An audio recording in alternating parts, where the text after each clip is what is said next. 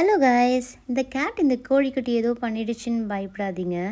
2 பேருமே டீப் ஸ்லீப்பிங்கில் இருக்காங்கங்க. 2 பேருமே ஃப்ரெண்டுங்க.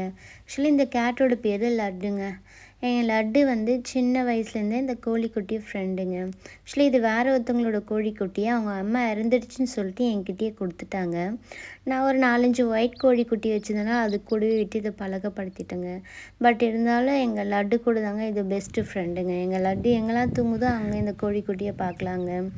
எங்கள் வீட்டாண்ட ஒரு மாமரம் இருக்குங்க. இதுக்கு முன்னாடியே இந்த மாங்காய் மரத்தோடவே காமிச்சிருப்பேங்க. அது கீழே கட்டில் போட்டு உட்காந்து ரெஸ்ட் எடுக்கலாம் நாங்கள் வருவோங்க. கட்டில் போடுற வரைக்கும் இந்த கோழிக்குட்டிலாம் எங்கே இருப்பாங்கன்னே தெரியாதுங்க. போட்டதுமே ஃபஸ்ட்டு வந்து உட்காந்து ரெஸ்ட் எடுக்கிறது இவங்களாக தாங்க இருப்பாங்க. காற்று அவ்வளோ நல்லா வருங்க. பக்கத்துலேயே ஒரு கழனி இருக்குது. அவ்வளோ அருமையாக காற்று வருங்க.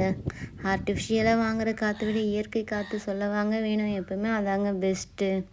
இவங்க எல்லாருமே ஜாலியாக இருப்பாங்கங்க இந்த மரத்தாண்ட உட்காந்துட்டு. எங்கள் வீட்டாண்ட எப்போவுமே இந்த காக்கா சவுண்டு குருவி சவுண்ட்லாம் கேட்டு இருக்குங்க. நல்லா இருக்குங்க கேட்கவே. Bye guys.